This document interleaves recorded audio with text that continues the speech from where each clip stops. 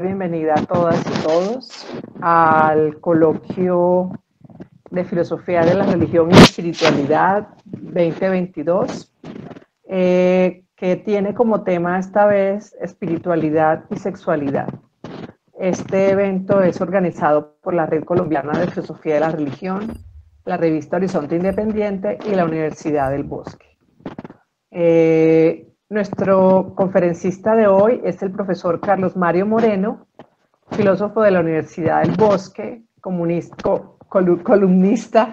de la revista Horizonte Independiente, miembro de la Red Colombiana de Filosofía de la Religión y profesor de Ética y Religión en el Colegio Gabriel García Márquez de Girón. El profesor Carlos Mario ha escrito algunos artículos científicos sobre filosofía política y estudios religiosos. Su presentación de hoy tiene como título La desacralización del ano. Entonces le doy la palabra al profesor Carlos Mario para que haga su presentación. Muchas gracias, Susana. Qué gusto verte por acá. También. Hace rato. Sí. Y bueno, por ahí veo algunos perfiles conocidos. Y les agradezco a todos por estar aquí y a todas. Bueno, voy a tratar de ser lo más breve posible en mi ponencia, que tiene un título muy, como decía alguien por ahí en las redes sociales, nos pone entre el nerviosismo y la curiosidad. Pues sí, es la desacralización del ano. Y es que estamos viviendo en una época delirante en cuanto a la libertad sexual se refiere, algo nunca antes pensado por nuestros antepasados. El filósofo Byung-Chul Han le llama a esta época la agonía del Eros. Y otro filósofo, George Bataille, intenta rastrearla y explicarla en Las lágrimas del Eros, así se llama el libro que escribió. Yo prefiero llamarla la época de la sacralización del ano. Sí, la época en la que el ano es considerado sagrado. Y es que hay un auténtico interés en la actualidad hacia el ano. Cada vez aumentan más los ritos alrededor de ese órgano, del que se procura no hablar en público, pero el interés es real. Es común en algunos sectores supersticiosos de la sociedad practicar la anomancia, el arte de la adivinación por medio del ano. Está también en aumento la cifra de personas de todos los géneros que recurren al cirujano plástico para practicarse un blanqueamiento anal, un procedimiento estético en el que en algunos países se ha televisado en vivo y en directo. Además, hay todo un mito alrededor de la relación entre fertilidad y el tamaño de las nalgas. La mayoría de los hombres dicen sentirse más atraídos por las mujeres con nalgas grandes y algunas mujeres prefieren a su pareja masculina con nalgas firmes y marcadas, perfeccionadas en los gimnasios. Pues los personajes de la novela porno, una novela escrita por Irving Welsh, se involucran en el negocio de producción de videos pornográficos. Esa industria crece velozmente en Edimburgo. Y hay un personaje que se llama Simon Williamson, que es uno de los protagonistas, siempre está maquinando negocios, y la coprotagonista Nicole Fuller Smith, estudiante de cine de día y trabajadora de sexo por las noches, junto con sus demás amigos, emprenden la tarea de hacer una película pornográfica con la calidad necesaria para ser vendida internacionalmente y subida a internet. En una discusión acerca de las escenas que involucran sexo anal, estos dos personajes discurren alrededor del asunto que despierta interés por el ano en los individuos en la actual sociedad. Dice uno de ellos: pensémoslo, a ver de dónde procede toda esa obsesión anal. Ah, sí, es perfecta para el tipo de sociedad en que vivimos, absorta en sí misma con la cabeza metida en el culo. Cariño, procede toda ella del porno. Estos cabrones son los auténticos pioneros. La pornografía estornuda y al día siguiente la cultura popular anda resfriada. La gente quiere sexo, violencia, comida, animales domésticos, bricolaje y humillación. Démosle todo. Fijaos en la telehumillación, mirad los periódicos y también revistas. Fijaos en el sistema de clases, en los celos, en la amargura que resuma nuestra cultura. En Gran Bretaña queremos ver cómo le dan por culo a la gente. Cierro la cita del libro porno. En cierto aspecto, esta pregunta tiene importancia para entender nuestra actualidad. ¿De dónde procede toda esa obsesión anal? Y la respuesta del personaje de la novela no está lejos de un buen razonamiento. La pornografía representa todo un desafío para la cultura actual porque expone el misterio de la sexualidad dándole un valor de exposición, alejando al sexo, al ano, de su misterio y el tabú que lo encubría. El mismo Simon Williamson, el protagonista de la novela, parece tener clara una respuesta. Él dice, abro cita, verás, Rap, se debe a lo que sentimos respecto a nuestros ojetes. Como especie, ahora creemos que si el alma está localizada en alguna parte de nuestro cuerpo, es en el culo. Ahí es donde todo va a parar. Encaja. Por eso estamos obsesionados con chistes anales, sexo anal, pasatiempos anales. El ojete, no el cerebro ni el espacio, es la última frontera. Eso es lo que nos convierte en revolucionarios. Cierro la cita. El interés actual por el ano radica pues en una forma de culto hacia este órgano que puede producirnos placer. El placer está relacionado con el consumismo y el poder de adquisición, de tal forma que parece en algún sentido curioso e interesante preguntarse por toda esa obsesión anal y la manera en que nuestra sociedad se está organizando alrededor de ella. Foucault aboga por considerar la modernidad más que como un tiempo histórico, como una actitud, es decir, como un modo de relación con el presente, con la actualidad y con relación a uno mismo. Esta actitud debe considerarse como una manera de pensar, actuar, sentir y conducirse, que se presenta como un quehacer que está en constante lucha con actitudes contra modernidad.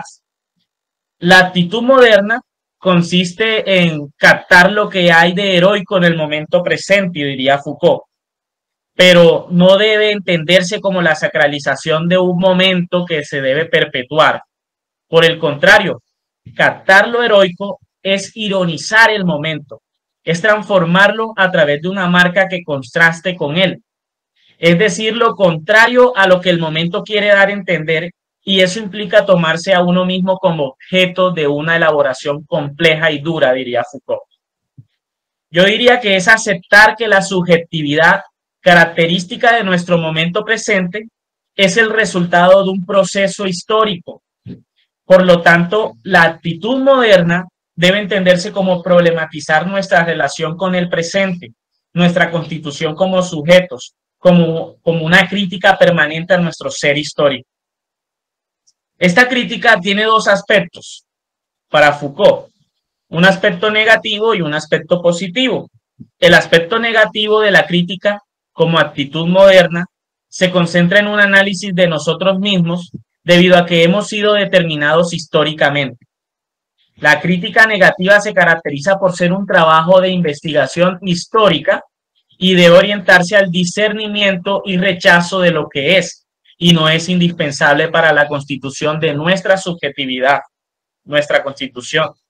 No obstante, y aquí entra el aspecto positivo de la crítica, no se trata solo de solo rechazo, sino de reflexión acerca de lo que se debe rechazar de nuestra ontología histórica.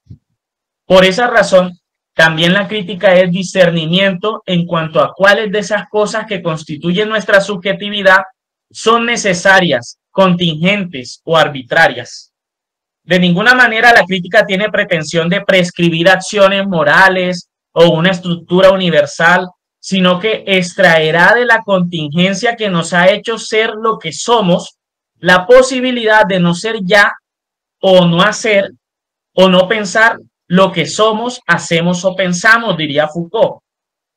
Es en ese sentido que resulta importante pensar acerca de nuestra sexualidad y los tabú que la rodean, particularmente respecto al ano. En especial porque, como ya lo decía Freud, la zona anal ha perdido su significación erótica en el curso de la evolución. ¿Cómo nuestra sexualidad ha llegado a ser lo que es hoy?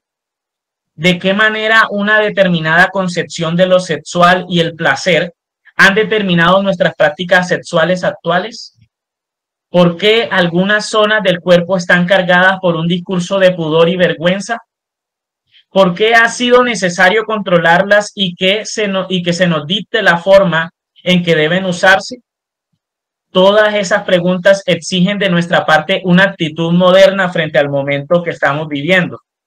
Por este motivo, necesitamos de una actitud crítica, esa que la filosofía puede aportar, para discernir y rechazar aquello que inhibe nuestra posibilidad de hacer, pensar o ser lo que podemos ser, extrayendo aquello de la contingencia que la contingencia ha querido que seamos.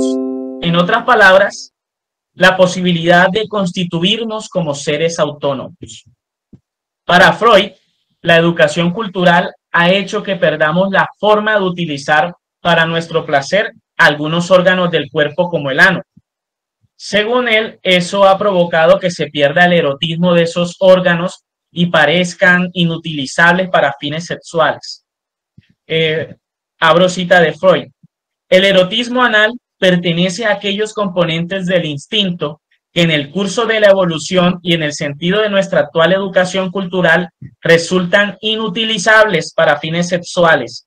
No parece muy aventurado reconocer en las cualidades que tan frecuentemente muestran reunidos los individuos cuya infancia presentó una especial intensidad de ese instinto parcial los resultados más directos y constantes de la sublimación del erotismo anal. Cierro cita. No necesitamos aceptar los postulados del psicoanálisis para estar de acuerdo en este punto con Freud, al menos concediéndole que la forma en que usamos nuestro cuerpo ha sido permeada por nuestra educación cultural. Eso explica la adopción del dicho popular: la dominación entra por la basenica, por el bacín, por la bacenilla, dirían unos. Y es que Freud narra esa dominación llevada a cabo en la infancia por parte de la sociedad en la que se encuentra el individuo, que le dicta al niño cuándo debe ir al baño y en qué lugar debe hacer su deposición.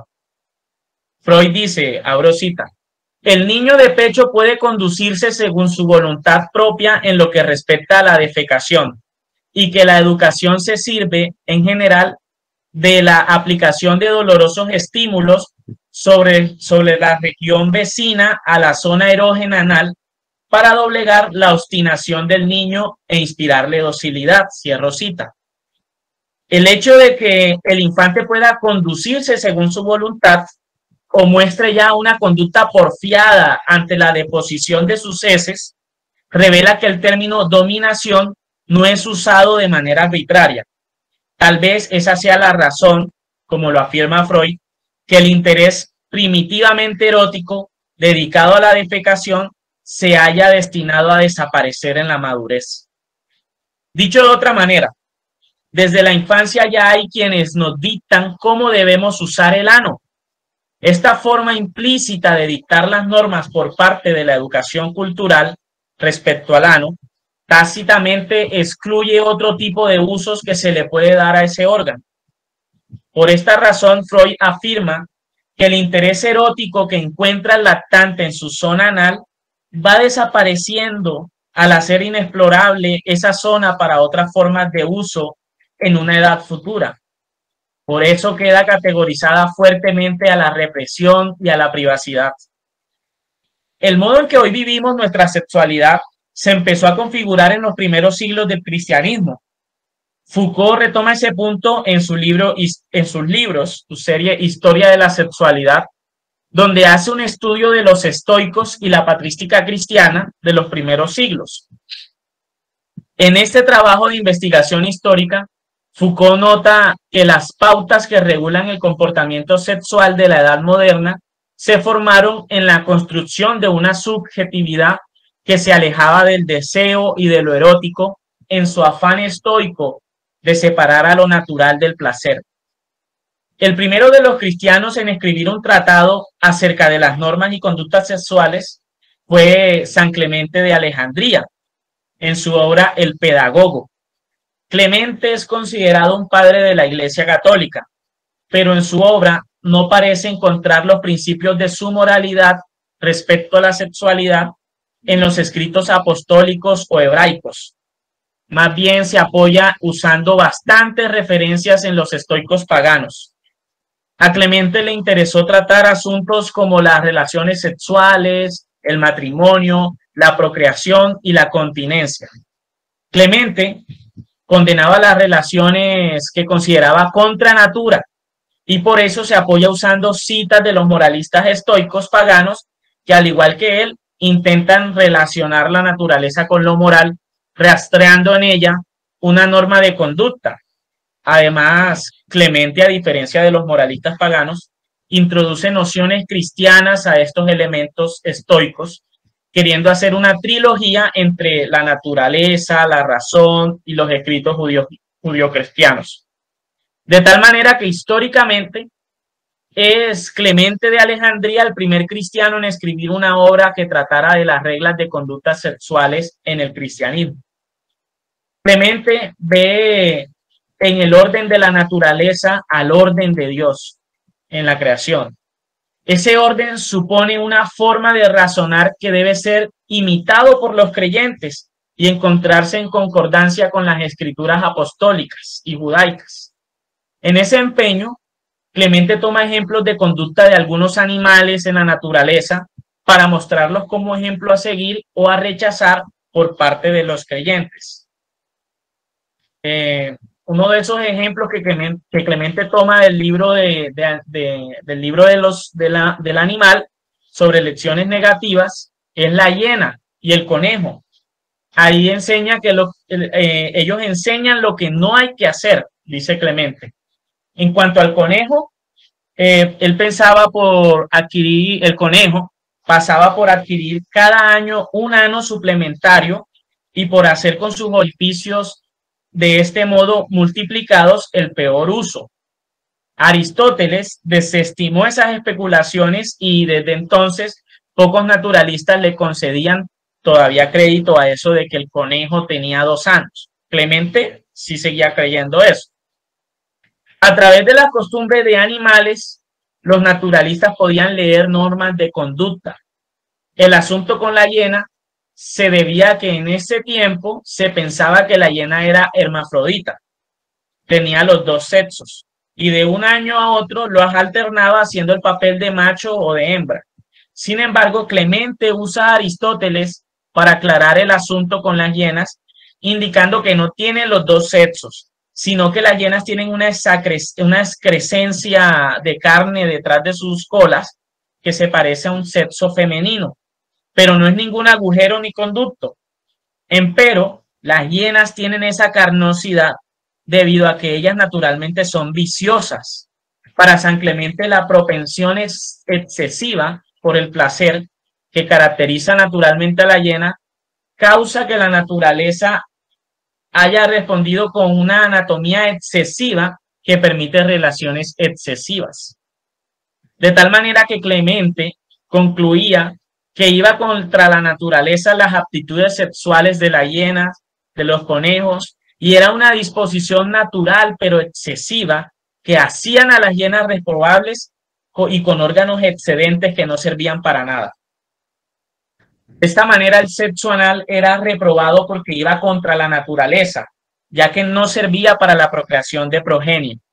Resulta sorprendente que el único pasaje de la Biblia que habla de las actividades contra naturaleza, contra natura, sea un pasaje oscuro y de difícil interpretación, puesto que se puede inferir de él muchas conclusiones prejuiciosas.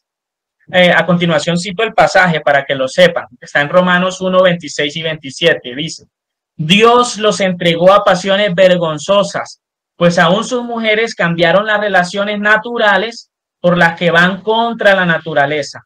Del mismo modo, también los hombres, dejando la relación natural con la mujer, se encendieron en sus lascivias unos con otros, cometiendo hechos vergonzosos, hombres con hombres, y recibiendo en sí mismo la retribución debida a su extravío. Es un pasaje tan oscuro, o sea, se presta para conclusiones prejuiciosas, por eso hay que tener cuidado al momento de estudiarlo, de leerlo. Sin embargo, y tal vez debido a ese pasaje bíblico y a su elasticidad interpretativa, es que las afirmaciones de San Clemente pudieron ser bien recibidas por el mundo cristiano. Hay que mencionar además que un escrito apócrifo conocido como la Epístola de Bernabé no solo condena los ejemplos de la hiena y el conejo también, sino que agrega otros animales como el milano, el cuervo, la anguila, el pólipo, la vaca y la comadreja, y prohíbe hasta comerlos. En la epístola del Bernabé dice, no comerás conejo. ¿Por qué? Esto quiere decir, no serás corruptor de niños y no incitarás a la gente de este tipo, porque la liebre adquiere cada año un ano nuevo. Está en esa epístola, capítulo 10, versículo 6.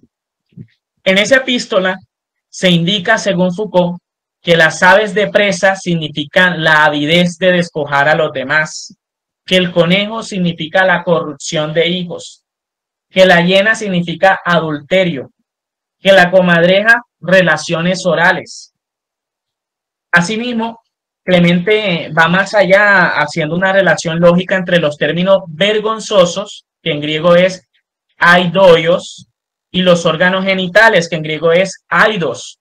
Como son términos parecidos a aidoios y aidos, Clemente infiere que debido a esa relación terminológica, los órganos genitales deben ser usados con reserva y pudor. Por eso Clemente de Alejandría elabora toda una prescripción de la ética del matrimonio y una economía muy detallada, como lo deja ver Foucault también en Historia de la Sexualidad, de las relaciones sexuales, lo cual constituye un régimen al que las personas cristianas y morales que quieren pertenecer a la Iglesia deben someterse. Sin embargo, es Agustín de Hipona, San Agustín, el que va a radicalizar ese régimen a través de un cristianismo más austero y con un total rechazo a lo sexual y erótico. Esa radicalización respecto a la censura de lo sexual y sus usos se debe a la introducción de dispositivos de control como la confesión, la penitencia, la culpa, etc. Cito a Foucault. Es en el curso de sus desarrollos ulteriores del cristianismo y a través de la formación de ciertas tecnologías del individuo, la disciplina penitencial, la ascesis monástica, como se constituyó una forma de experiencia que hizo jugar el código sobre un nuevo modo y le hizo tomar cuerpo de una manera completamente diferente en la conducta de los individuos. Cierro la cita. Por lo tanto, cuando el cristianismo se relacionó con el estoicismo y al radicalizarse con el neoplatonismo agustiniano, proveyó los dispositivos y regímenes que controlarían los usos de los órganos respecto a lo sexual y lo erótico. Con Clemente de Alejandría empezó a relacionarse a los órganos sexuales con la vergüenza y el recato. También hay claramente una separación entre lo animal y lo humano, el placer y la naturaleza en lo sexual. Ahora bien, en el cristianismo lo erótico no puede estar relacionado con la procreación por ser un acto, la procreación en sí mismo es un acto espiritual, un acto divino. Y en eso consiste ser humano. Bataille relaciona esa conciencia con un erotismo que va implícito en ella. Él dice, la angustia y el asco que el hombre experimenta frente a su excreta, es decir, frente a sus emisiones excrementicias, es ajeno al animal y representa un aspecto esencial de la toma de conciencia de la humanidad. Cierro la cita de Bataille. Para Clemente, el mal ejemplo animal está en el uso de lo sexual que transgrede lo natural. En el humano, los órganos genitales solo pueden ser usados para una cosa, para la procreación, y no usarlo de esa manera es darle un uso que va contra la naturaleza. No hay que seguir el ejemplo de la hiena, dice San Clemente. En ese sentido, que el hombre es una imagen de Dios porque puede procrear y continuar con la creación que Dios empezó. Sin embargo, resulta extraño que para estos primeros cristianos las relaciones sexuales no se entiendan, eso resulta muy extraño, que esas relaciones sexuales entre marido y mujer no se entiendan con el erotismo que se explicita en varios pasajes bíblicos. Por ejemplo, en Proverbios 5, 18 al 19 dice: así que sé feliz con tu esposa, disfruta la mujer con la que te casaste de joven, hermosa cervatilla, gacela encantadora, que sus senos te satisfagan por completo, que su amor te apasione para siempre. Pasaje evidentemente erótico. O cuando dice Pablo en Corintios 7, del 3 al 5, el hombre debe satisfacer a su mujer en todo lo que ella necesita como esposa. De la misma manera, la mujer con su esposo. La mujer no tiene autoridad sobre su propio cuerpo, sino su esposo. Asimismo, el esposo no tiene autoridad sobre su propio cuerpo, sino su esposa. No se nieguen a entregarse el uno al otro, a menos que se pongan de acuerdo para no tener relaciones sexuales por un tiempo y dedicarse a la oración. Pero después, únanse de nuevo para que Satanás no pueda tentarlo en caso de que ustedes no puedan contener el deseo sexual.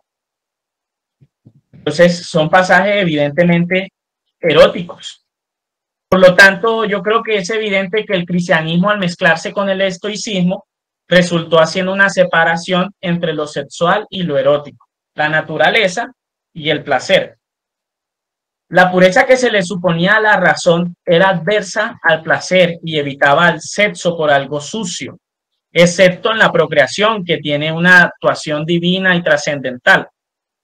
Allí los órganos genitales quedaron relegados a un uso particular y específico, la procreación, y separados del placer y del erotismo. Bajo esta dicotomía se configuraron las prácticas sexuales que resultaron permitidas y dictadas por la modernidad. Las cosas que pertenecían a los dioses, eran sustraídas al libre uso de los hombres. De tal manera que un sacrilegio era aquello que infringía ese uso exclusivo o esa indisponibilidad que le relegaba las cosas solo a los dioses. Ese fue el propósito de Clemente y de otros padres de la Iglesia. Separar los órganos genitales para el uso exclusivo de lo divino, en el que Dios como logos usa el cuerpo del hombre para la procreación. Por ejemplo, Clemente desarrolla toda una fisiología para explicar por qué los órganos genitales solo deben ser usados para la procreación y no para el placer. Foucault lo explica de la siguiente manera, abro cita: si el cuerpo es tan violentamente agitado en la emisión de semen, es porque se encuentra separado de él y arroja una sustancia que contiene en sí misma las razones materiales que permitirán hacer otro hombre semejante a aquel de quien proviene. Se percibe aquí la tendencia, que era frecuente en la antigüedad, a hacer de la eyaculación algo simétrico al parto. Pero citando a Adán, a quien Dios acaba de arrancar una costilla en su sueño para hacer de ella su compañera, Clemente evoca claramente la colaboración de Dios en esta obra de carne puramente masculina. La prescripción de no abusar de ella no concierne, por tanto, únicamente a la prudencia de los cuerpos. La conmoción necesariamente costosa de la eyaculación, de la emisión de semen, se refiere a la gravedad indispensable de esa sinergia. Cierro la cita. La procreación es, por tanto, es un acto en donde Dios participa, un acto que ocurre en las relaciones sexuales, y por eso estas deben estar apartadas para Dios en el matrimonio para la procreación. Por esa razón, mostrar los órganos genitales es una actitud desafiante. Etimológicamente, grosero significa aquello que es un gesto fuerte o una falta de cuidado. Tal vez es un gesto que devela aquello que debe ser reservado o avergonzado. Asimismo, Freud ve en la expresión de mostrar los órganos genitales una actitud desafiante y grosera. Cito a Freud, abro cita: como expresión del terco desafío, se emplea aún entre nuestras clases populares una frase en la que el sujeto evita a su interlocutor o invita a su interlocutor a besarle el trasero, o sea, en realidad a una caricia que ha sucumbido a la represión. El gesto de volver la espalda al adversario y mostrarles el trasero desnudo es también un acto de desafío y de desprecio, correspondiendo a aquella frase. Cierro la cita de Freud. Pero este tipo de actitudes no son más que reflejos de la educación cultural que hemos recibido respecto al ano. Estas actitudes manifiestan la dicotomía entre el órgano erotismo, naturaleza, placer, en la medida en que rompen con el uso que se nos ha dictado que debe dársele a ese órgano. Los órganos genitales sucumben siempre al placer y seguramente no se debe a algo contranatural. Pero la gran pregunta es ¿de dónde viene la relación entre placer y órganos sexuales?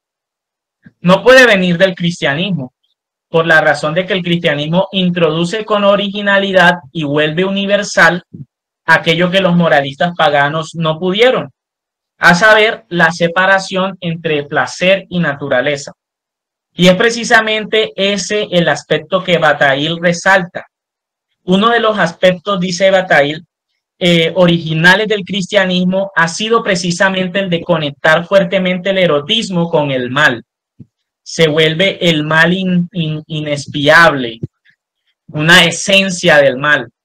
Así el cristianismo confiere al erotismo una dimensión soberana que era extraña en la antigüedad. Pero probablemente el placer que se obtiene a través de los órganos genitales se deba a la prohibición, como dice Bataille. No obstante, parece algo más bien relacionado con la naturaleza humana, a mi modo de ver. Y en esto podemos estar de acuerdo con Freud cuando resalta el placer que el niño experimenta en su deposición. Abro cita a Freud.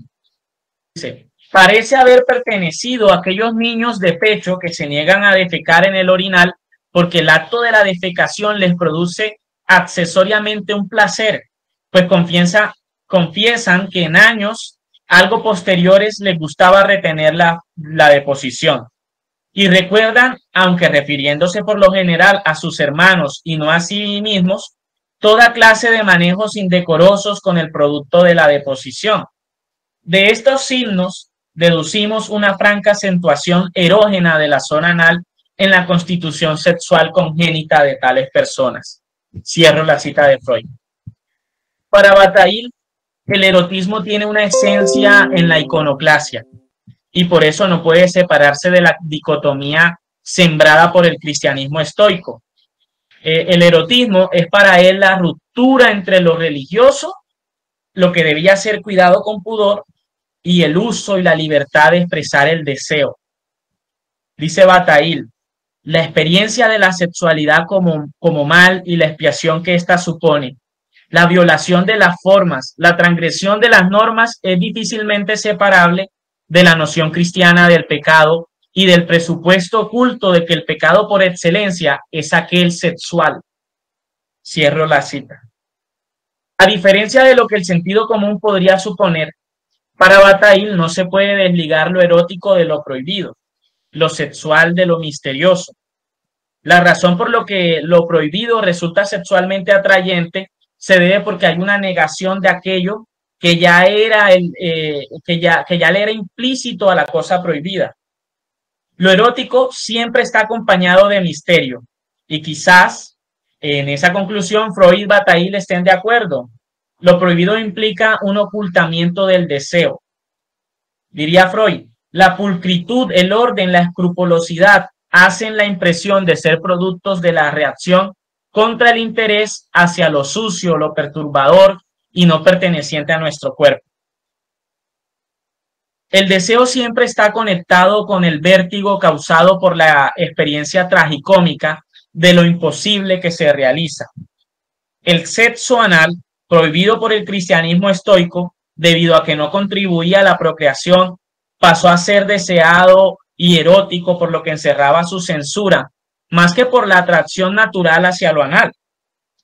El acto sexual por eso tiene un sentimiento de pesadez, de malestar. Eso lo constituye erótico, ya que su deseo es lo prohibido. Para Bataille, los órganos genitales parecen llagas a punto de supurar.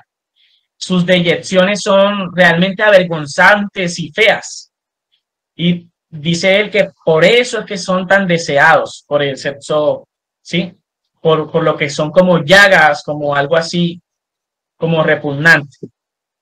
Dice Bataille, voy a citarlo, el disgusto que provoca la descomposición de la carne, la sangre menstrual, las deyecciones intestinales, el pulular inmundo de las materias móviles, fétidas, tibias, en donde termina y comienza la vida, esa placenta ahí, háganse esa imagen, por favor, presenta una afinidad profunda con el deseo erótico a pesar de la dificultad de tomarlo y determinarlo en su esencia. Cierro cita. Giorgio Agamben indica que la consagración de las cosas y sus usos exclusivos a los dioses correspondía a una sacralización del objeto en cuestión. En ese sentido, profanar significa cambiar el uso exclusivo del objeto de los dioses y dárselo al uso libre de los hombres. Así que una cosa profana o libre es aquella de la cual los hombres hacen libre uso. Por eso Agamben ve una relación entre usar y profanar. La profanación se da necesariamente a través del uso o el reuso libre del objeto o esa cosa sagrada.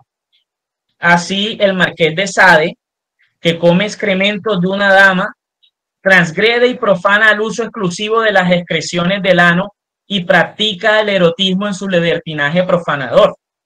Las heces, pues, simbolizan aquello que ha sido separado y puede ser restituido al uso común. Agamben explica en qué consiste esa separación de la siguiente manera, abro cita. La separación se lleva a cabo también y sobre todo en la esfera del cuerpo, como represión y separación de determinadas funciones fisiológicas. Una de estas es la defecación, que en nuestra sociedad es aislada y escondida a través de una serie de dispositivos e interdictos que tienen que ver tanto con el comportamiento como con el lenguaje. ¿Qué querría decir profanar la defecación? No ya reencontrar una pretendida neutralidad ni simplemente gozar de ello en forma de transgresión perversa, que es sin embargo mejor que nada. Se trata en cambio de alcanzar arqueológicamente la defecación como campo de tensiones polares entre la naturaleza y la cultura, lo privado y lo público, lo singular y lo común. Es decir, aprender un nuevo uso de las heces, como los niños intentaban hacerlo a su manera antes de que interviniera la represión y la separación. Cierro la cita. Por lo tanto, la profanación ha de suprimir la prohibición, la censura, la represión a la que el dispositivo teológico sometió esas cosas. Sin embargo, Agamben indica que cuando las cosas separadas conservan un núcleo religioso, no se les puede llamar profanación, porque aún tienen relación con lo divino, sino que prefiere denominarlo como secularización. La secularización es aquello que está separado por lo divino, pero que es usado aún así por los hombres, por las personas. El erotismo como transgresión en el sentido de Bataille todavía sigue relacionado a la sexualidad, el placer y lo erótico, con la divinidad. Al ser la prohibición la esencia de lo erótico, no podemos afirmar con Agamben que se realiza una profanación en la práctica erótica. Antes, más bien, hay una secularización en la que lo sexual y lo erótico aún no se han separado como pertenecientes solo a los hombres y a su libre uso, sino que sigue conectado con lo religioso, con lo erótico, a través de un vínculo de prohibición o del dispositivo moral. No es posible afirmar todavía que hay un restablecimiento de la cosa sagrada. Por ejemplo, vamos a poner el ejemplo que usa Agamben. El capitalismo es secularización de la religión.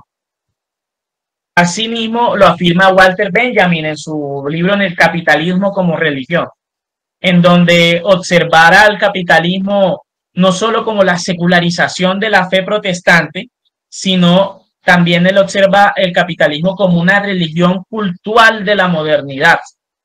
Dice Agamben, voy a citarlo, abro la cita: en su forma extrema, la religión capitalista realiza la pura forma de la separación, sin que haya nada que separar.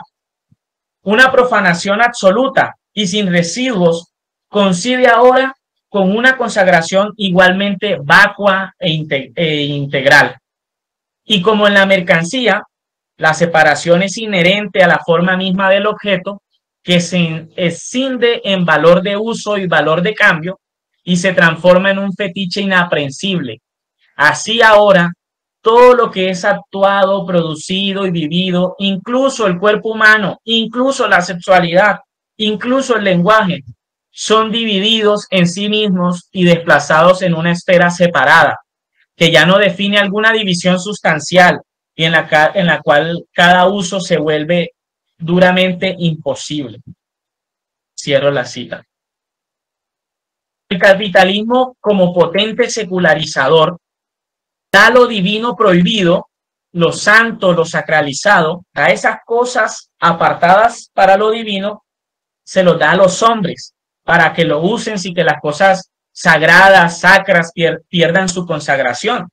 Eso es lo que es digamos, lo particular del capitalismo, que da eso sagrado y la cosa todavía sigue siendo sagrada sin importar que los hombres la están usando, o los seres humanos, las personas. Esa esfera, esa práctica cultural de la religión del capital se llama consumo. En el capitalismo lo sagrado no deja de serlo, y aunque los hombres puedan emplearlo, no es un verdadero libre uso porque no pertenece a su cotidianidad. El consumo hace improfanable a lo sagrado, y por más que los hombres lo reclamen para su posesión, siempre lo sagrado seguirá siendo pertenencia de los dioses. Así que el capitalismo no es más que un gigantesco dispositivo de captura de los medios puros, dice Agamben, es decir, de los comportamientos profanatorios. El consumismo capitalista va a aniquilar la sexualidad. ¿Cómo lo va a hacer? Introduciendo la pornografía. Lo obsceno en el porno no es erótico porque pertenece a lo sexual secularizado por el consumismo capitalista. La pornografía aleja el misterio de lo genital, de lo erótico, para convertirlo en una mera exhibición. El capitalismo intensifica el progreso de lo pornográfico, dice Byung-Chul Han, en la sociedad, en cuanto lo expone todo como mercancía y lo exhibe. La secularización de lo sexual ha desbordado en una gran difusión de la pornografía, volviendo rancia toda representación meramente simbólica de la sexualidad. Ya no existe el deseo porque se ha perdido el misterio en la exhibición, y lo prohibido ha dejado de serlo para secularizarse en manos de los humanos sin pertenecerles por completo. Tal vez con razón hablan los personajes de porno, la novela que mencioné al principio, cuando describen una escena pornográfica. Dicen, cierto, dice Rapp, tenemos que recordar que se trata de una puesta en escena del sexo, no del sexo real, y que solo es un número de feria. A ver, en realidad, en la vida real, ¿quién tiene penetraciones triples en su vida sexual? Cierro la cita. Queda pues ilustrado cómo el consumismo mantiene la dicotomía entre los órganos genitales y lo erótico, lo natural, y el placer, lo sexual y el misterio. Esta disolución que ocasiona la pornografía ya no es sexo. La pornografía ha vuelto banal el proceso de la profanación de los órganos genitales. En el capitalismo ya no es posible arrancarle los órganos genitales a la divinidad y reclamarlos para el uso común de los seres humanos, de las personas.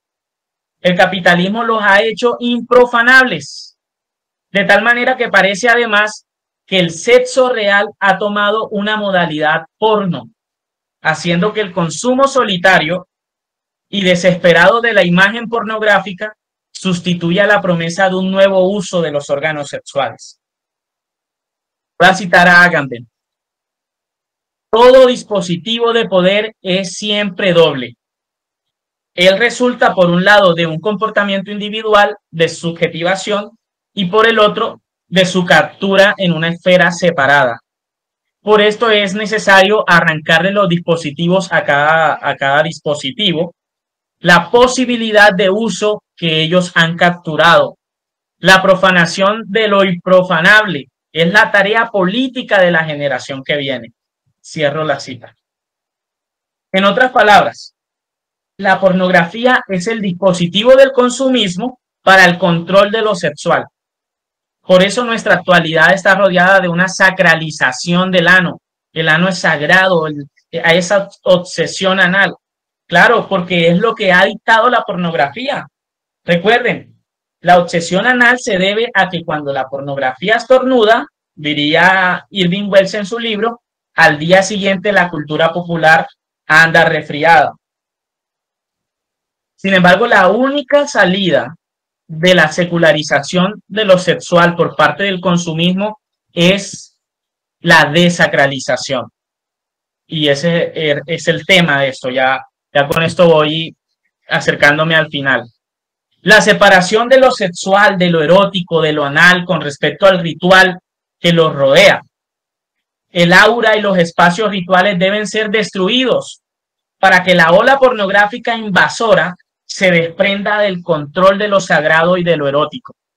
La forma más clara que nos parece para acabar con esos rituales y desacralizar los órganos genitales es haciéndonos de un cuerpo sin órganos. Deleuze y Guattari proponen hacerse de un cuerpo sin órganos, en el que no haya unos órganos exclusivos para el placer y órganos cuyas funciones son susceptibles de ser determinadas. Es decir, que la mano solo sirva para escribir. No, sino que la mano tiene múltiples funciones. Escribir, tocar, agarrar, apoyarse, pero también seguramente y tal vez posiblemente una función sexual incluido allí. Entonces, un cuerpo sin órganos no puede estropearse por las directrices funcionalistas. Diría Deleuze y Guattari, el organismo humano es escandalosamente ineficaz. En lugar de una boca y de un ano que corren el riesgo de estropearse, porque no podría haber un solo orificio polivalente para la alimentación y la defecación. Cierro la cita de Deleuze y Guattari. Un cuerpo sin órganos es un continuo de placer, de dolor o sensaciones, y no depende de funciones específicas que caracterizan lo litúrgico y al rito, que esto es para esto, que la pierna es esto, que el ombligo es para tal cosa, ¿sí?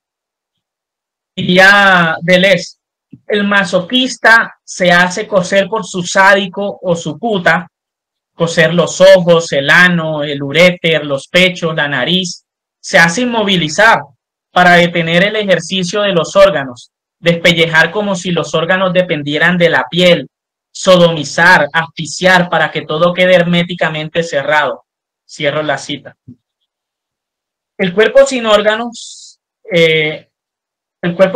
suprime lo fantasmagórico y el fantasma en la escena sexual y de la escena cotidiana. Los significados y las subjetivaciones desaparecen y son contenidos en el cuerpo sin órganos. Los órganos pierden toda constancia, ya se trate de su emplazamiento o de su función. Por todas partes aparecen órganos sexuales, ahora brotan anos, ahora se abren para defecar, luego se cierran, ¿sí? El problema que plantea la sacralización del ano es su exclusividad. Por eso es venerado el ano y se debate entre su función excretora y sexual. Nótese que de ambas funciones se obtiene placer y ya eso por sí mismo representa una sensación común entre lo múltiple de su sustancia. Abro cita para citar a Deleuze y Guattari. el problema ya no es lo uno y de lo múltiple, sino de la multiplicidad de su función, que desborda efectivamente cualquier oposición entre lo uno y lo múltiple. Multiplicidad formal de los atributos sustanciales, que como tal constituye la unidad ontológica de la sustancia. Continuum de todos los atributos o géneros de intensidad baja en una misma sustancia. Continuum de intensidades de un cierto género bajo un mismo tipo o atributo.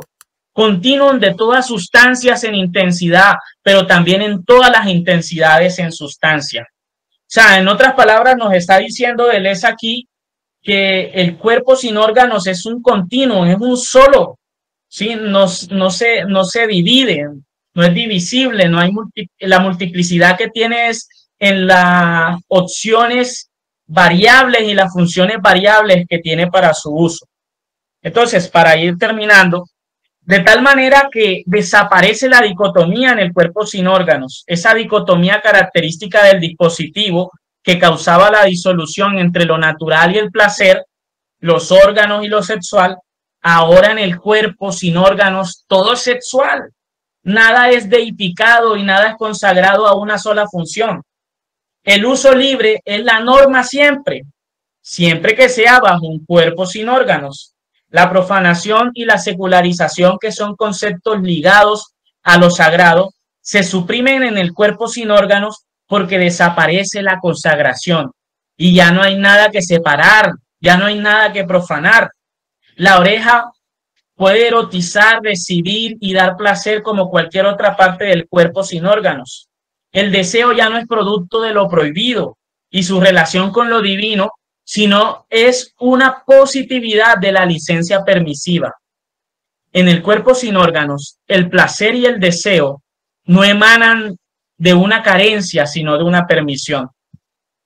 Así que, si desaparece lo prohibido, se abre una gama de posibilidades y lo sacralizado, eso separado, eso que estaba en santificación a lo divino, es desritualizado y desconsagrado, desacralizado, por ya no existir la noción de exclusividad. Muchas gracias.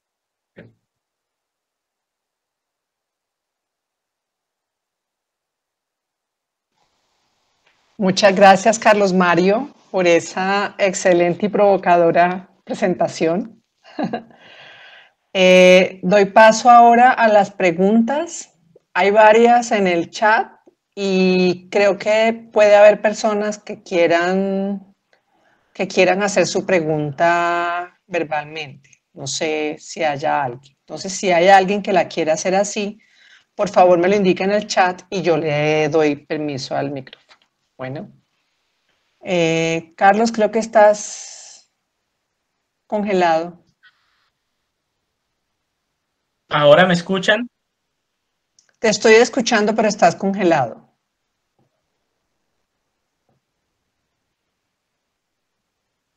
Ya, ahora sí, bien. Gracias. Bueno, aquí dice Angie Verónica que si le puedes repetir el libro, el nombre del libro. Me imagino que es el de porno. No sé. Porno de Wells. Voy a escribirlo en el chat. Sí, porfa. El mismo que escribió el autor de Transpointing, una película muy famosa y un libro muy famoso. Ya. Gracias, Carlos. Entonces dice Liliana Guzmán. Liliana, tú tienes varias preguntas y varios comentarios. ¿Tú quieres hacerlos públicos, o sea, con tu voz? ¿O prefieres que yo los vaya leyendo? Porque hay unos que no logro ubicar dentro del contexto de lo que se iba hablando en la presentación. Ok. Bueno, listo. Y pues la primera pregunta como filóloga es eso, ¿no? Lo del discurso, que el discurso es el que viene como a construir la representación. Entonces, pues nada, es como algo obvio porque sí, podría ser que el ano fuera presa del discurso y alrededor de la palabra ano los significados hacen que miremos ese significante con escrúpulo. eso pues lo ibas planteando y me pareció como, no sé, como muy importante y pues no sé si tienes algún comentario sobre eso. Sí, muchas gracias, Liliana. Te agradezco mucho. Sí, de hecho, esa actitud moderna de la que al principio hablaba de Foucault, realmente eso está plasmado en un tratadito de Foucault que es parecido al de Kant, que se llama Respuesta a qué es la ilustración. Y es donde él dice, eh, o sea, debemos preguntarnos también ese discurso, como lo dices tú, que nos ha formado y ahora somos una subjetividad, pero ¿qué tanto de ello ha sido por la contingencia del discurso? Tengamos una actitud crítica para, de alguna manera, deconstruir el discurso y saber si eso realmente hace parte de nuestra subjetividad. Es decir, lo necesitamos ahí, lo queremos ahí en nosotros, eso que nos ha formado, lo queremos ahí, queremos que sea parte de nosotros, esa idea que tenemos de ano, esa idea que tenemos de los genitales y de lo sexual y de lo erótico y su relación con lo divino y lo espiritual. Entonces, eso me parece muy importante, por eso dije, no puede faltar Foucault, y especialmente en su respuesta a qué es la ilustración en esta ponencia, debido a que nos deja, nos deja un buen consejo, ¿no? Una buena motivación para preguntarnos, ¿sí? ¿De dónde viene esa noción? ¿Por qué nuestra sexualidad es tal como lo es ahora? Y qué tanto de eso es por nosotros y qué tanto de eso es por lo del discurso o los demás, si se quiere. Y es que eso es como que es algo incluso antinatural, porque es una implantación, no es algo con lo que hayamos nacido, es como algo perverso porque como un cuerpo sin órganos que no nos pertenece. Toda esta prohibición y toda esta judicialización del cuerpo. Es muy peculiar eso, pues, observarlo todo el tiempo. Es como esa dicotomía entre la ética, la moral, y lo judicial, porque hasta hace muy poco todo era duramente castigado. Exactamente. Sí. Ahora yo no sé, pero yo por ahí leí una vez que Foucault hablaba de la afrodisia, que era como se refería como a los placeres, y que tenía como una regulación natural que era como una dietética. Y me pareció eso peculiar, y es como que uno mismo puede regular las circunstancias y la cantidad. Sí, y yo creo que esa radicalización de todo lo que he dicho, digamos, está en el libro que se llama así, de Deleuze y Guattari, se llama Un cuerpo sin órganos. Ustedes ponen en Google un cuerpo sin órganos porque de pronto eh, algunos acá no sabrán cómo se escribe Deleuze y Guattari porque son franceses.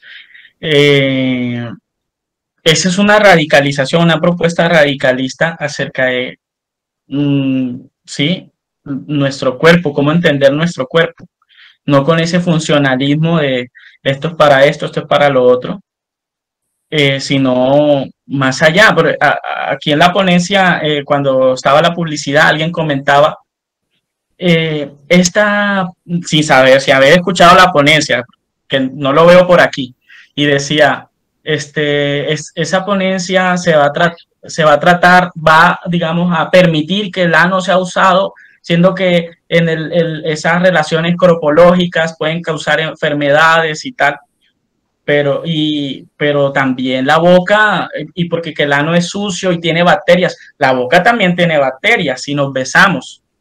Y la Nos piel. besamos con nuestras parejas y tiene muchísimas bacterias. Y la usamos para comer, y la usamos para hablar, y la usamos para besar, y la usamos para muchas cosas. No tiene una única función. Entonces, la boca también es un órgano sexual.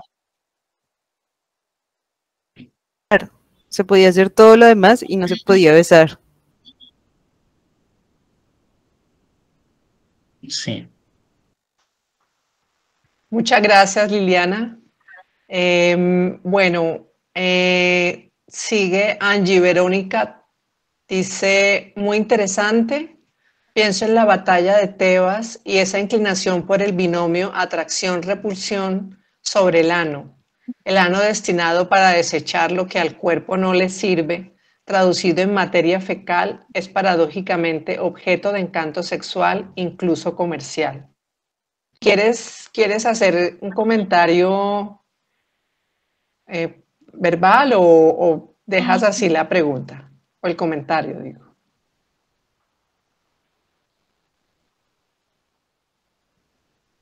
Angie, ¿quieres ampliar el comentario o lo dejas así? No le funciona el micrófono, dice.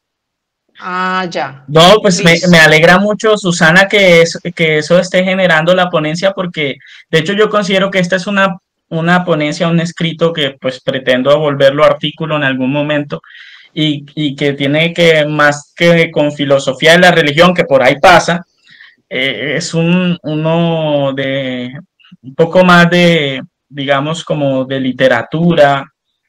O sea que me gusta que la ponencia haya generado como estos recuerdos de libros y de literatura que esa era la idea también en un sentido porque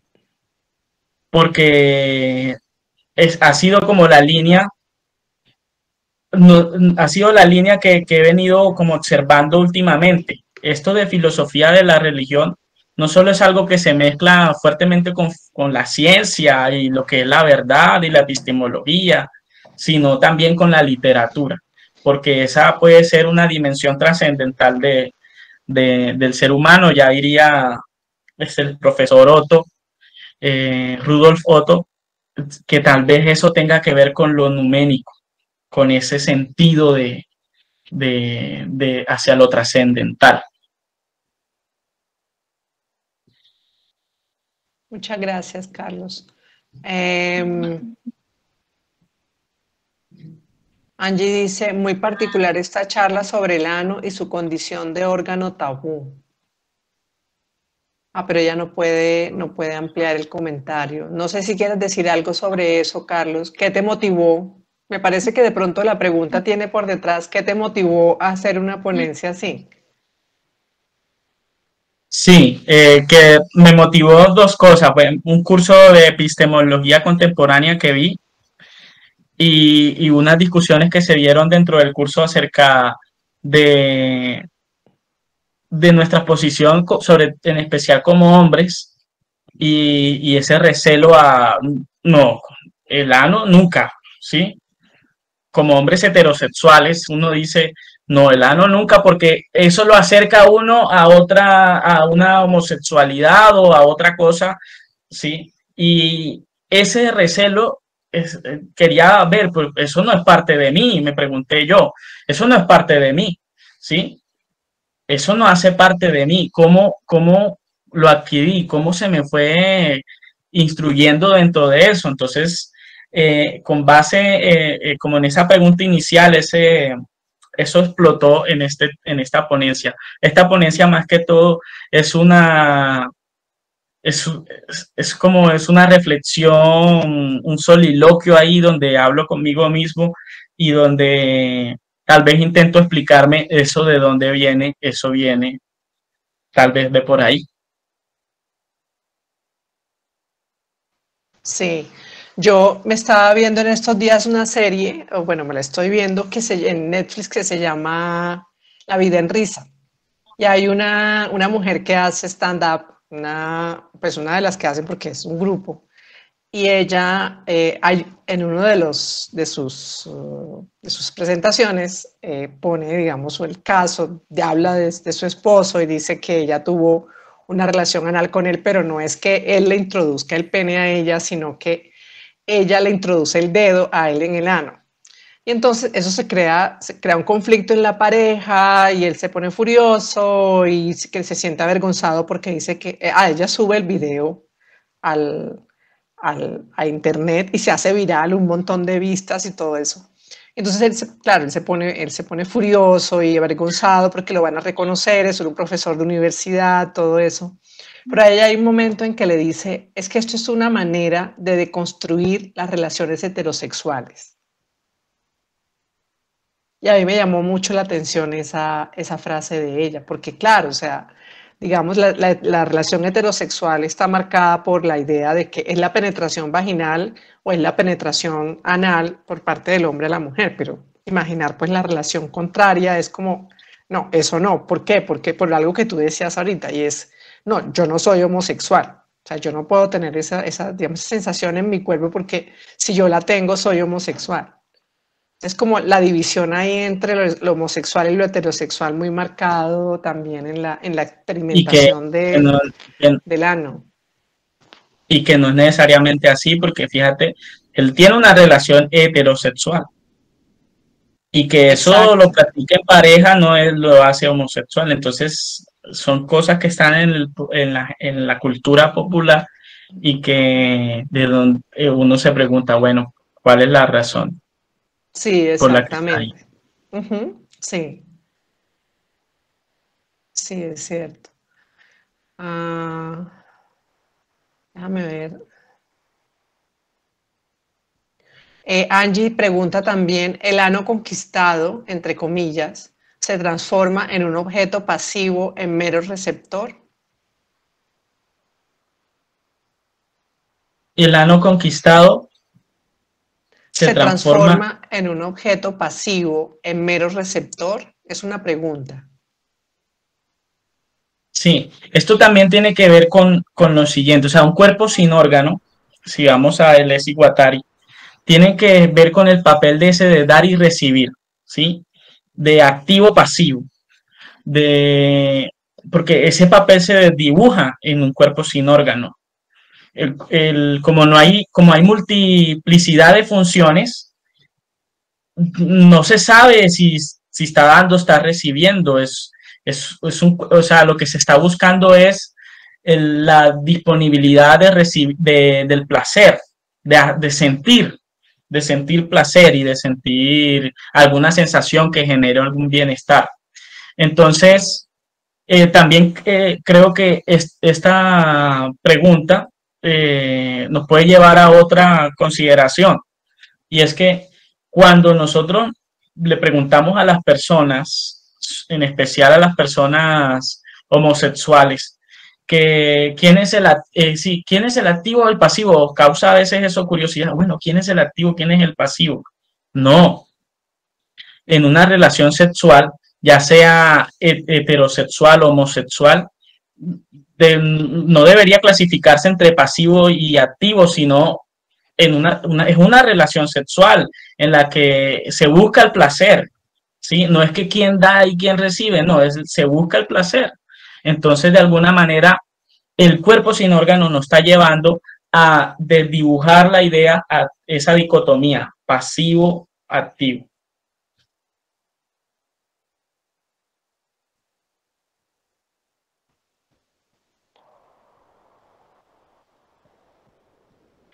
Liliana tiene otro comentario que dice, o Lacan, quien propone que el deseo es la falta de.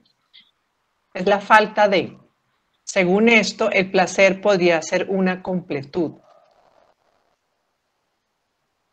¿Quieres ampliar, Liliana? No, creo que no le funciona el micrófono. Ah, no, ya se fue. Liliana se fue. Bueno. Alecto Medici dice claramente un repudio hacia el cuerpo femenino. No sé si se refería a Alecto al momento en que Carlos estaba hablando del repudio a la placenta y todo eso. No sé, ¿quieres ampliar? Hola, buenas noches. Sí, por supuesto. Sí, claramente no me refería, o sea, dentro del encuadre religioso o místico, pues hay un lugar, sí, hay un lugar para el cuerpo femenino y para lo que surge del cuerpo femenino. Y aquí hablo del cuerpo femenino, no solo el cuerpo de las mujeres, también de los cuerpos masculinos o los cuerpos de los hombres feminizados. Y claro, hay un debate que yo diría más allá respecto al papel de la sangre, como la sangre del hombre, del guerrero, que es limpia, ¿sí? Del sacrificio, respecto a la sangre tanto de la menstruación como de la placenta. Y hay unos rituales que me llaman la atención, o sea, no estoy hablando directamente de la ponencia, sino de las ideas que me suscita exploración, y es que en los enterramientos de la placenta pues eran unos rituales extendidos y de ciertas maneras en ciertas poblaciones. Cuando hablamos de Europa pues desconocemos toda la historia que puede haber aquí enterrada y que hoy empieza a surgir. Entonces sería muy interesante poder mirar estos textos y esa ponencia, porque creo que hay indicaciones de unas raíces, de esas raíces de dominación sobre el cuerpo, sobre los cuerpos femeninos y sobre el asco, sobre todo yo que soy profesor en escolar, que se genera en la educación frente a los fluidos en general y luego cómo se utiliza la represión, que me pareció muy justo ver ese análisis de cómo funciona la represión, la sacralización y la profanación. Me parecería muy interesante hacer un paralelo de eso dentro del esquema de, por ejemplo, educación sexual o el concepto de la higiene y de la decencia, ¿no? Que pasa de unos hábitos y unas prácticas sobre los cuerpos y se transforma eso en un aparataje de normativa y de moral. Entonces, no, me pareció una excelente ponencia, muy divertida, tengo que decirlo. Es uno, digamos que es muy chévere uno poder encontrarse hablando de un tema serio, pero también poder ver cómo le aflora a uno la risa tonta que justamente está en un que emana de una cultura que nos ha enseñado a tener un pudor de pronto en cosas que no sería necesario. Y me llama mucho la atención, creo que Carlos me responde, es una pregunta, no entiendo cuál es la fascinación con el sexo anal en la cultura, sobre todo norteamericana. Está en la televisión, está en las bromas, está en lo serio, está en lo no serio.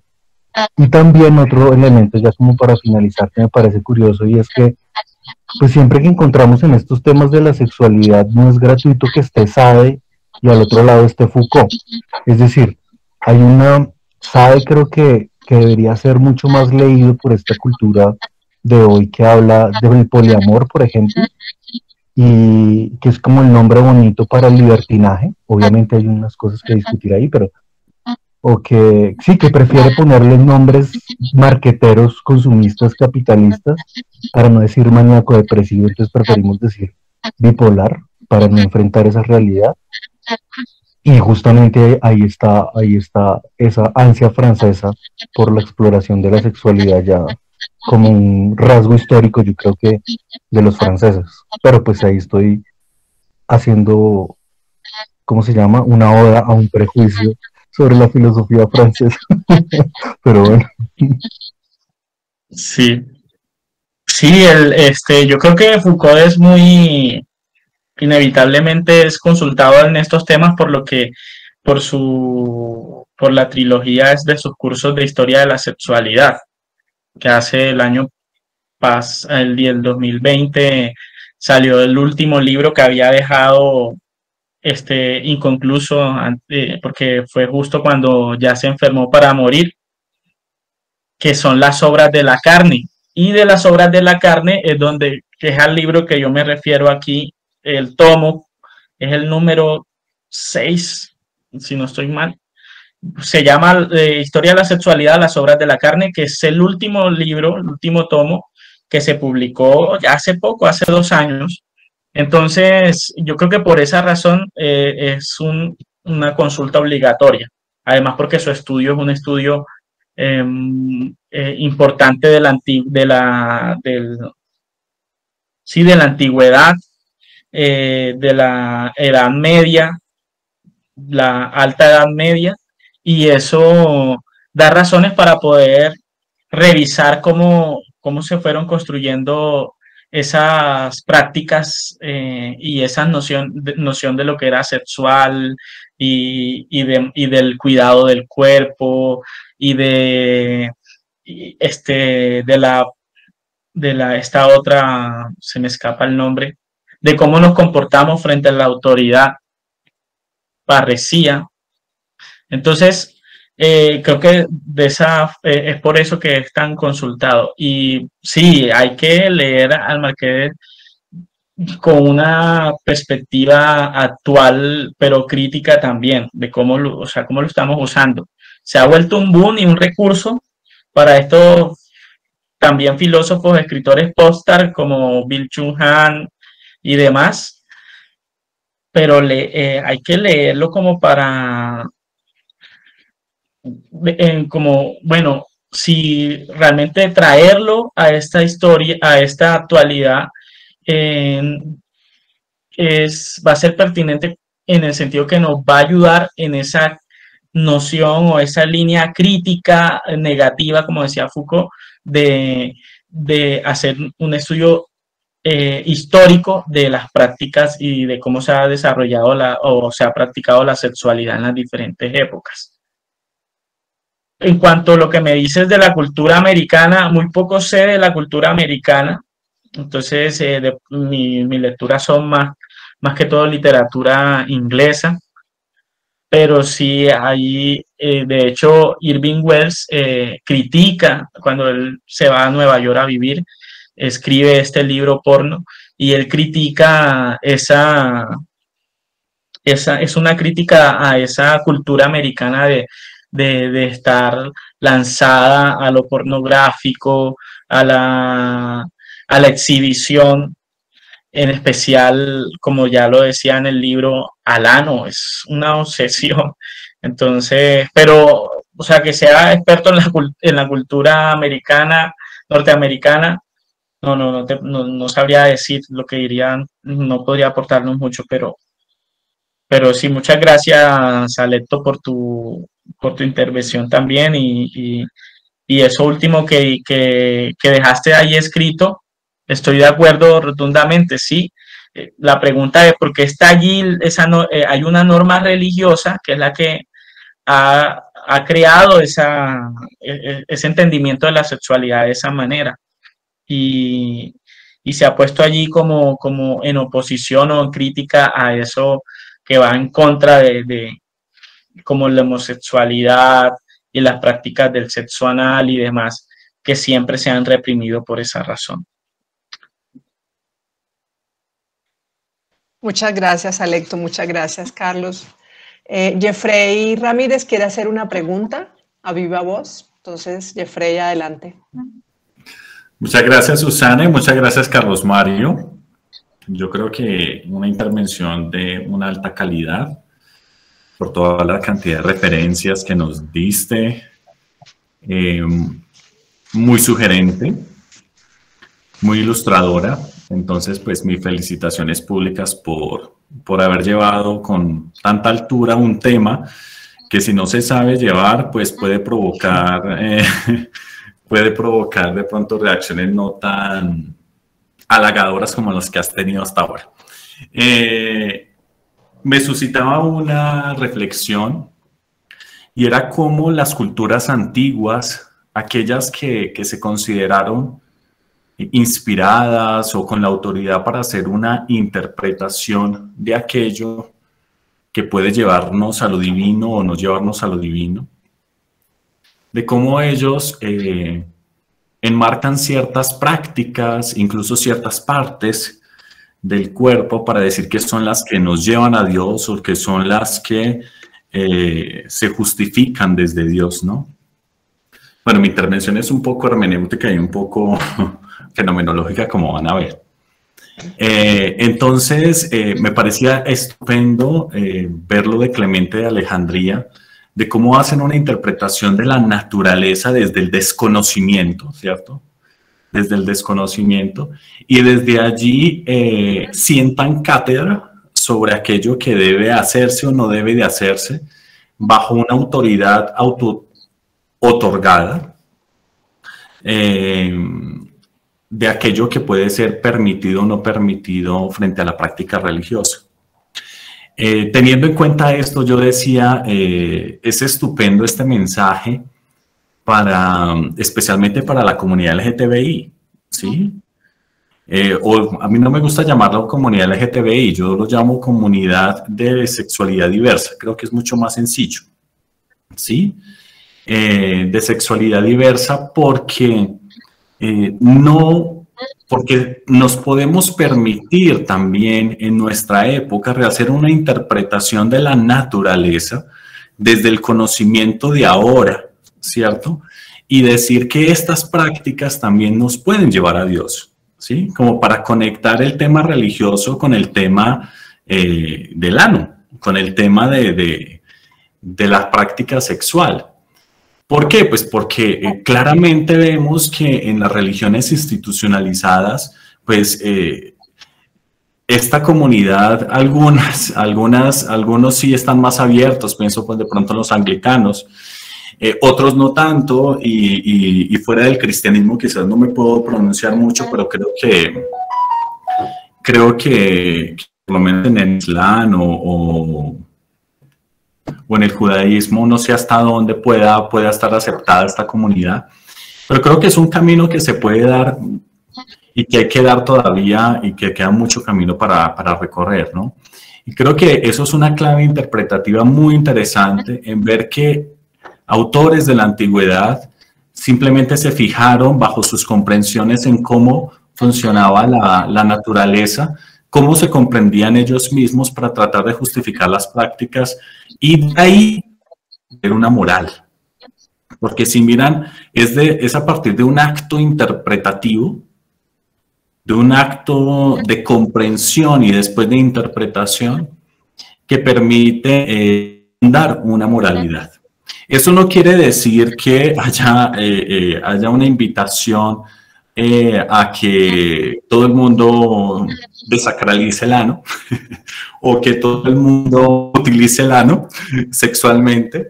Yo creo que no entendí que esa no es la idea. La idea es simplemente que hay una libertad de comprensión frente a la vivencia de la sexualidad en el cuerpo que no tiene y que la relación con Dios no tiene que pasar por una represión de esa vivencia del cuerpo.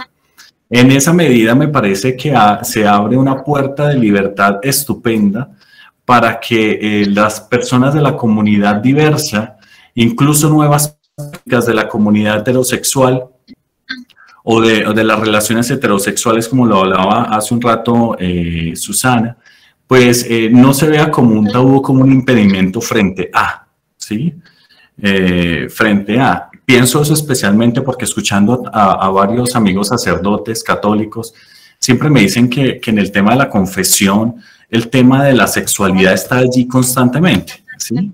El tema de la sexualidad está constantemente, se ve como un obstáculo pero si nos paramos en este estadio de hermenéutico, de solo comprensión e interpretación de la práctica sexual, pues en lugar de volverse un impedimento, puede volverse antes un acercamiento a Dios.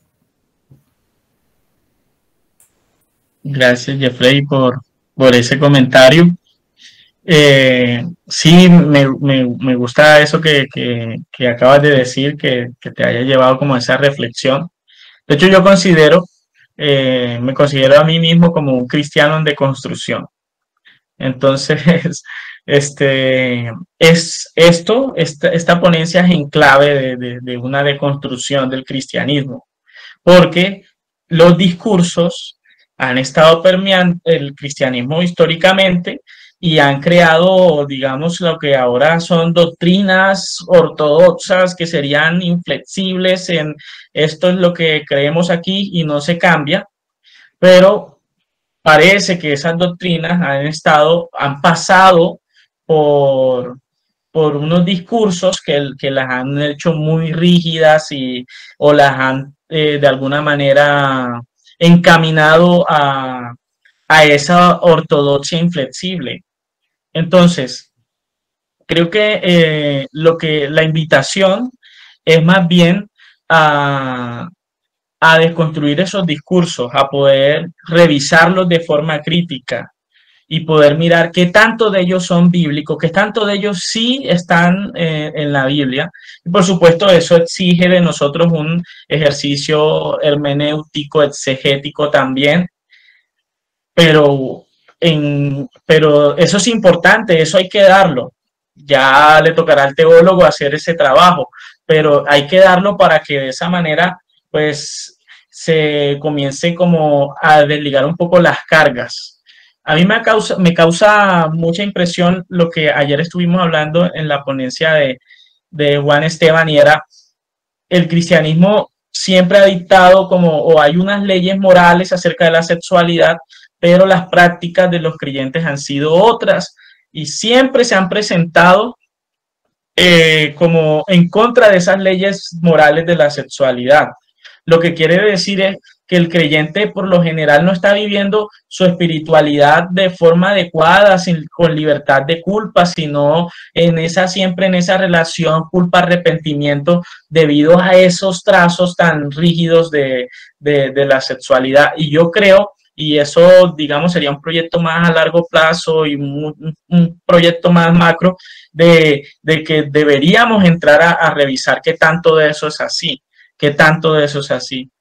E incluso esta noción de contranatura, que tanto ha golpeado a la comunidad diversa, como dices tú, que se refería a la Biblia a contranatura a eso, al homosexualismo, cuando decía contranatura o contranaturaleza, ¿realmente se refería al homosexualismo? Entremos a revisar si es así o no. Entonces, me parece muy chévere que esto haya motivado a hacer, porque esa es mi motivación inicial. Como cristiano, preguntarme por qué esto y de dónde viene, y poder como esbozar una respuesta para mí mismo el posible origen puede ser este otro. Entonces, que ojalá esa sea una actitud que asumamos los creyentes, una actitud crítica, pero en aras no de anular la fe, sino en aras de fortalecer la fe.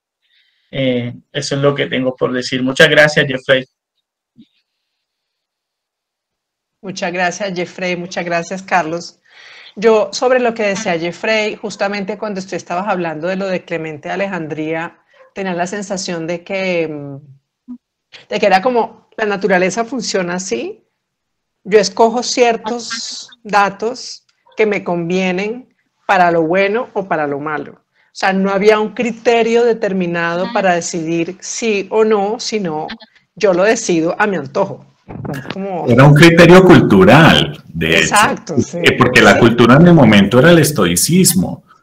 Entonces, por eso yo siempre, o sea, las formas de comunicación con lo divino siempre han pasado por lo cultural.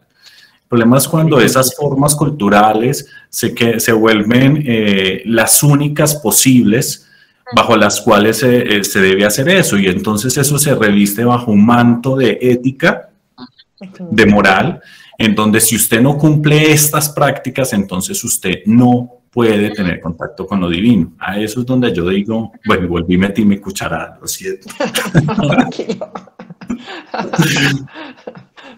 Sí, claro, sí. Y lo de la naturaleza parece más bien como una, ¿cómo se llama eso? Como cuando uno,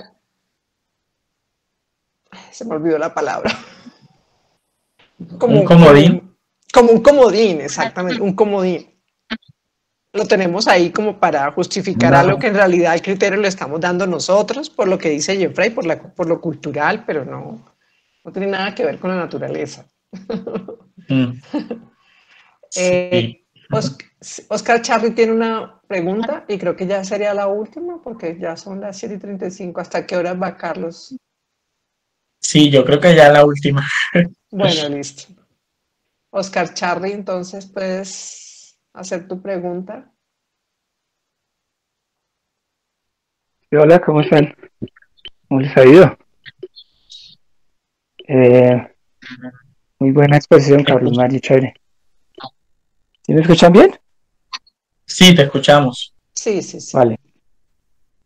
Pues, Carlos Mario, normalmente el culo y el falo masculinos son vistos como elementos apotropaicos. Y ese es el término técnico que hay para aquellos objetos, por ejemplo, que alejan de la mala suerte, los espíritus, el mal de ojo, ¿no? Eso se cree que tiene un influjo. Pero que yo haya visto, el ano no tiene esa característica, o no lo he visto. Y lo que sí he visto es que, por ejemplo, hoy hay lecturas, así como hay lecturas, personas que leen la mano, quiromantes, hay también ahora personas que leen el ano. Yo no sé si eso es verdad, si solo es una noticia de prensa. Entonces, ¿qué piensa de eso? Sí, de eso hablé un poquito al inicio, pero solo como referenciarlo, de que hay gente que se lee el ano, que es la lectura no sé si astrológica, no tengo idea, pero es una lectura del futuro. Entonces se leen del futuro a través del ano, ¿sí? Como se llama anomancia.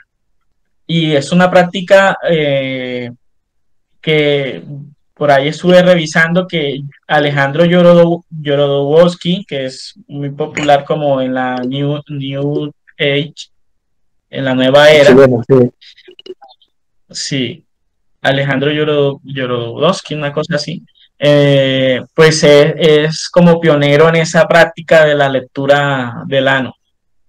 Y es muy famoso porque ha acertado en sus predicciones, entonces la cosa está por ahí en ese nivel. Anomancia se llama esa práctica. Ah, listo. Gracias. Bueno, muchas gracias a todas y a todos. Muchas gracias, Carlos Mario, por tan interesante, de verdad, todo lo que han dicho, tan interesante, tan bien argumentada, tan bien llevada esta ponencia. Gracias a todas y a todos por las preguntas, por los comentarios, también muy enriquecedores. Y bueno, los esperamos entonces en la próxima ponencia, que será el sábado. Ay, no la tengo acá. Carlos, ¿tú la tienes?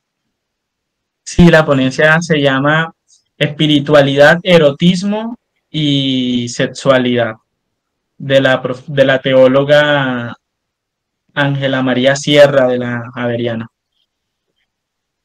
Listo. Entonces la esperamos en esa ponencia. Es el sábado a las 6 de la tarde también.